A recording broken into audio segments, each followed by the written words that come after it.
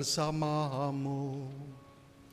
Dan bersama rohmu. Inilah Injil suci menurut Santo Lukas.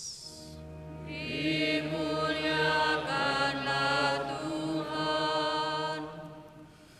Pada hari pertama dalam pekan itu, 2 orang dari murid-murid Yesus pergi ke sebuah desa yang bernama Emmaus, yang terletak kira-kira 11 km dari Yerusalem, dan mereka bercakap-cakap tentang segala sesuatu yang telah terjadi.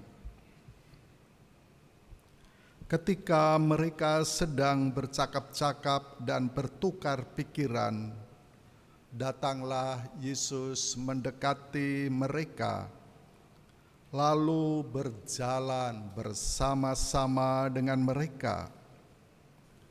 Tetapi ada sesuatu yang menghalangi mata mereka, sehingga mereka tidak dapat mengenali Dia.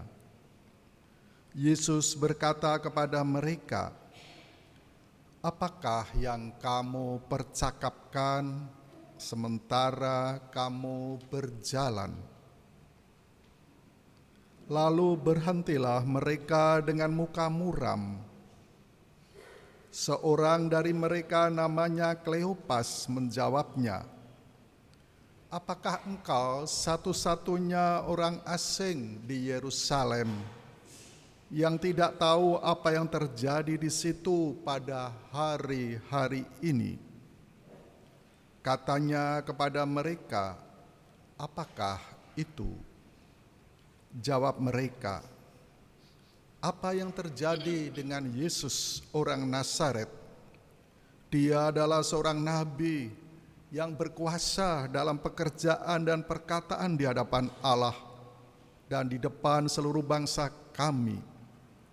Tetapi imam-imam kepala dan pemimpin-pemimpin kami telah menyerahkan dia untuk dihukum mati, dan mereka telah menyalibkannya. Padahal kami dahulu mengharapkan bahwa dialah yang akan membebaskan bangsa Israel. Sementara itu telah lewat 3 hari sejak semuanya itu terjadi. Tetapi beberapa perempuan dari kalangan kami telah mengejutkan kami. Pagi-pagi buta mereka telah pergi ke kubur dan tidak menemukan jenazahnya. Lalu mereka datang dengan berita bahwa telah kelihatan kepada mereka malaikat-malaikat dan menyatakan bahwa Yesus hidup. Beberapa teman kami pun telah pergi ke kubur itu dan mendapati sama seperti yang dikatakan perempuan-perempuan itu. Tetapi Yesus sendiri tidak mereka lihat." Lalu Yesus berkata kepada mereka, "Hai kamu orang bodoh, betapa lambannya hatimu untuk mempercayai segala sesuatu yang telah dikatakan para nabi. Bukankah Mesias harus menderita semuanya itu untuk masuk ke dalam kemuliaannya?" Lalu ia menjelaskan kepada mereka apa yang tertulis tentang dia dalam seluruh kitab suci, mulai dari kitab-kitab Musa dan segala kitab nabi-nabi. Mereka mendekati desa yang mereka tuju. Lalu ia berbuat seolah-olah hendak meneruskan perjalanannya, tetapi mereka sangat mendesaknya. "Tinggallah bersama-sama dengan kami, sebab hari telah menjelang malam dan matahari hampir terbenam." Lalu masuklah ia untuk tinggal bersama-sama dengan mereka. Waktu duduk makan dengan mereka, ia mengambil roti, memberkati, lalu memecah-mecahkan dan memberikannya kepada mereka. Ketika itu terbukalah mata mereka dan mereka mengenali Dia. Tetapi Yesus lenyap dari tengah-tengah mereka, Kata mereka satu sama lain, "Bukankah hati kita berkobar-kobar ketika Ia berbicara dengan kita di tengah jalan dan ketika Ia menerangkan kitab suci kepada kita?" Lalu bangunlah mereka dan langsung kembali ke Yerusalem. Di situ mereka mendapati ke-11 murid. Mereka sedang berkumpul bersama teman-teman mereka. Kata mereka kepada kedua murid itu, "Sungguh Tuhan telah bangkit dan telah menampakkan diri kepada Simon." Lalu kedua murid itu pun menceritakan apa yang terjadi tengah jalan dan bagaimana mereka mengenali Yesus pada waktu Ia memecah-mecahkan roti. Demikianlah sabda Tuhan.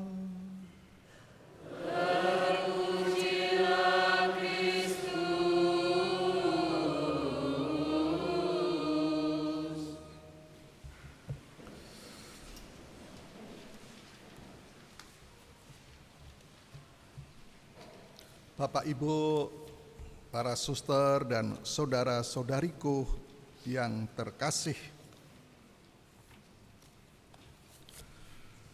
Injil hari ini membawa kita masuk ke dalam kisah yang amat manusiawi. Dua murid yang pulang ke Emmaus karena gurunya Tuhan Yesus mati disalib. Dua murid itu pergi menjauh dari Yerusalem, menjauh dari peristiwa iman, juga menjauh dari harapan yang pernah mereka miliki. Tuhan Yesus menjadi harapan mereka untuk hidupnya, untuk masa depannya, tetapi wafat. Padahal mereka sebagai nabi besar yang bicara dengan penuh kuasa, mengajar dengan penuh rahmat ilahi dan membuat banyak mukjizat. Dua murid itu sedang kecewa, bingung, dan tentu kehilangan arah. Tadi dalam Injil kita mendengar, padahal dahulu kami mengharapkan. Kalimat ini sangat dalam.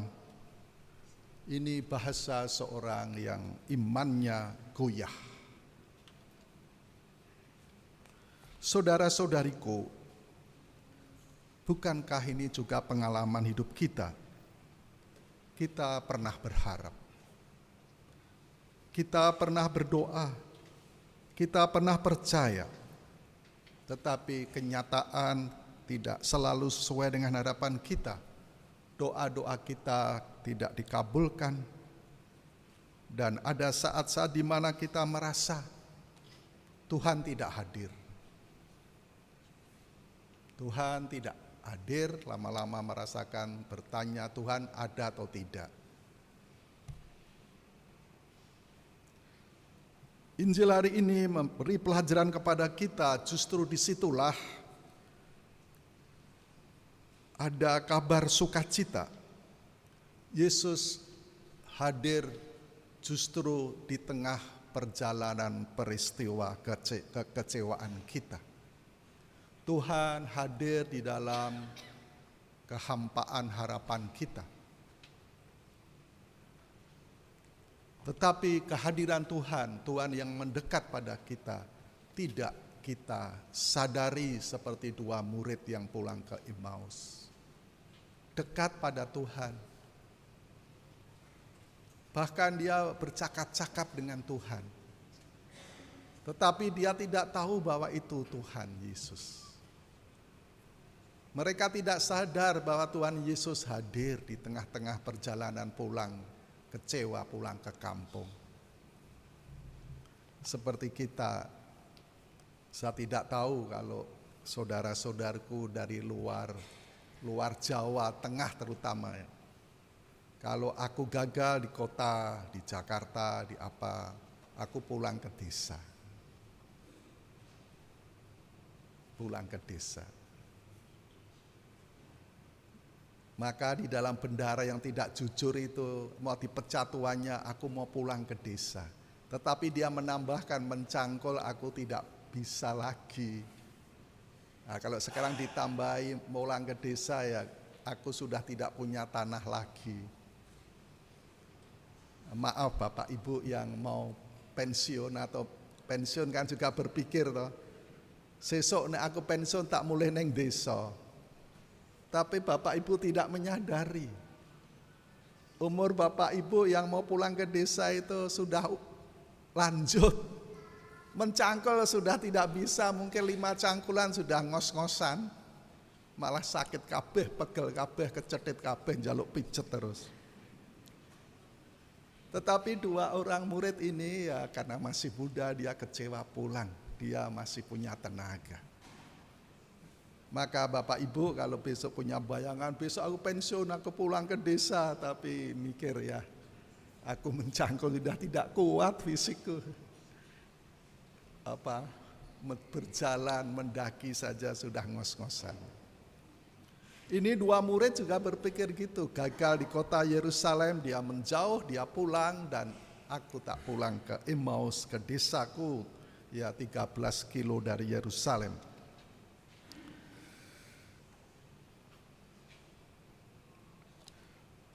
Tuhan Yesus tadi mendekati 2 murid, Tuhan Yesus yang sudah bangkit, dan ia hidup, ia hadir, tetapi 2 murid tidak mengenalinya. Mengapa? Karena mereka tertutup oleh kekecewaan mereka. Saudara-saudari, seringkali Tuhan tidak kita kenali bukan karena ia tidak hadir, tetapi karena hati kita tertutup.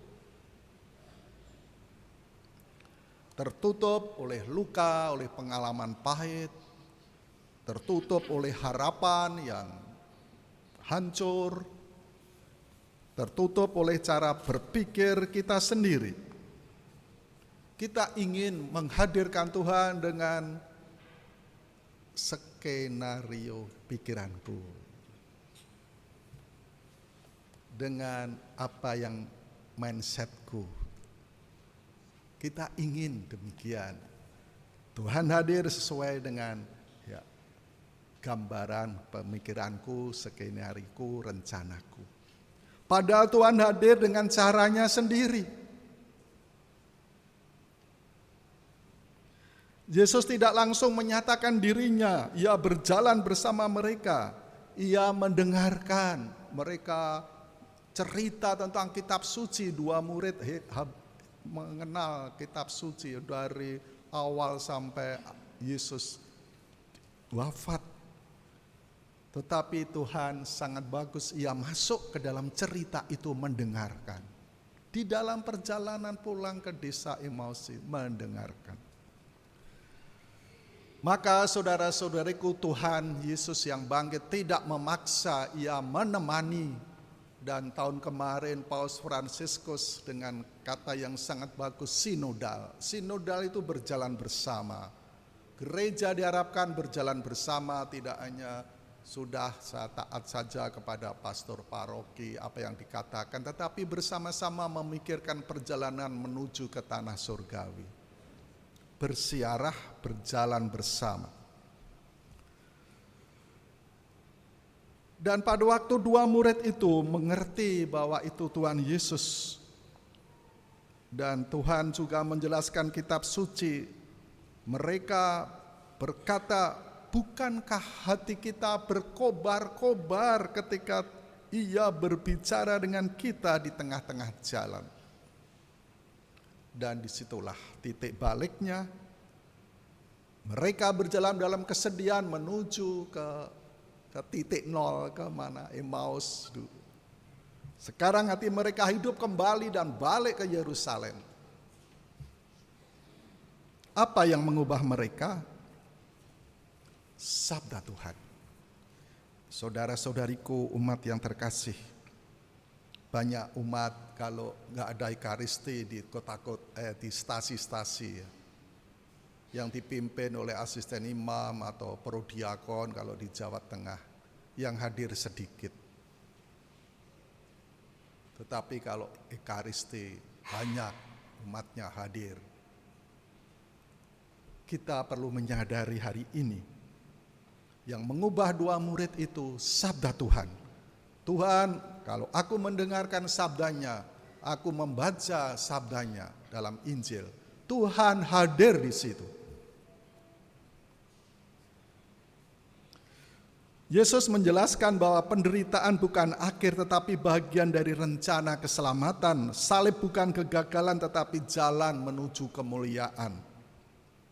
Maka marilah kita membaca kitab suci supaya hidup kita berjalan dalam terang sabdanya. Tanpa sabda Tuhan kita mudah putus asa. Dengan sabda Tuhan kita mulai melihat makna arti hidup. Kadangkala kalau aku mengalami penderitaan susah yang paling susah seluruh dunia. Kalau kita melihat petian-petian peristiwaku ya.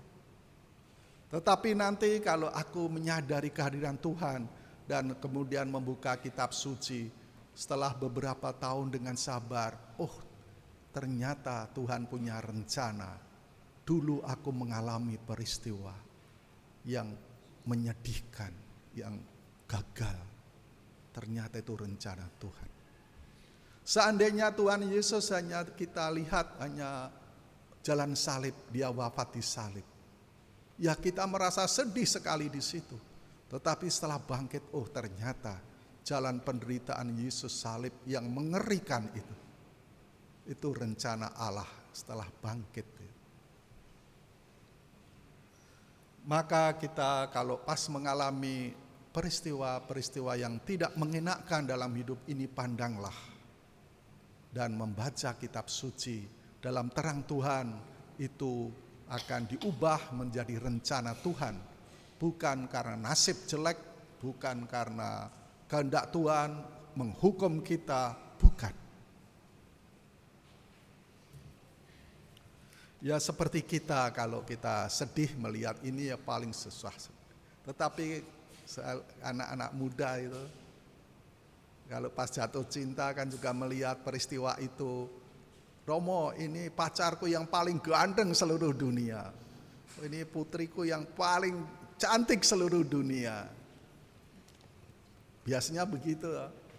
Jadi kemudian kemana-mana merasa gandengan terus, merasa dunia milik mereka. Tetapi setelah nanti dalam hidup berkeluarga mengalami macam-macam ya, menyesal, dulu itu bukan. Jadi itu rencana Tuhan. Maka saya harapkan kalau mengalami apa-apa saja, bukalah kitab suci. Mengalami kegembiraan, sukacita, penderitaan, membuka kitab suci. Supaya dengan terang sabda Tuhan itu hidupku penuh arti, penuh makna. Rencana Tuhan dalam hidupku. Karena aku mendengar sabda Tuhan. Kemudian para murid melihat Yesus. Saat Yesus mengambil roti, mengucap syukur, memecah-mecahkannya dan memberikannya kepada mereka. Dan saat itu tadi dalam Injil, mata mereka terbuka. Kalau sabda Tuhan, hatiku berkobar-kobar menyangkut hati. Tetapi kalau aku mengingatkan kita akan Ekaristi, mata mereka terbuka. Aku melihat Tuhan Yesus di dalam pemecahan roti dalam Ekaristi. Aku melihat. Maka setelah anak domba, biasanya lihatlah anak domba, lihatlah Tuhan Yesus Kristus. Mata mereka terbuka. Behold, lihatlah gitu. Inilah anak domba. Sebetulnya lihatlah anak domba Allah. supaya mata kita terbuka, Tuhan Yesus terutama hadir di dalam Ekaristi itu. Maka kisah Emmaus ini adalah kisah kita semua. Mungkin saat ini saudara-saudariku berjalan dalam kebingungan, merasa Tuhan jauh, merasa kehilangan harapan, orientasi, dan mungkin hati kita mendengarkan sabda Tuhan ini mulai berkobar kembali. Apapun keadaan hidup kita, satu hal pasti, Yesus berjalan bersama-sama kita. Amin.